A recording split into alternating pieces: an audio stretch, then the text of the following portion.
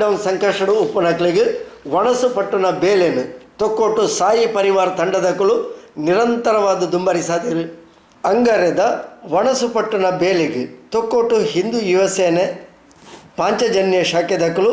ಮೊಕ್ಕಳಿಗೆ ಬೆರಿಸಗಾಯನು ಒದಗಾದಿತ್ತೇರು ಉಳ್ಳಾಲ 9 ಕೆರೆ ಸೋಮೇಶ್ವರ ಕಲ್ಲಾಪು ಪರಿಸರಡು ತಾದಿ ಬರಿಟುಪ್ಪುನ ನಿರ್ಗತಿಗರಿಗೆ ನಿರಾಶ್ರಿತರಿಗೆ ಕಟ್ಟಡ ಕಾರ್ಮಿಕರಿಗೆ ಒಟ್ಟು 225 ಜನಕ್ಕೆ ಪ್ರತಿನಿತ್ಯ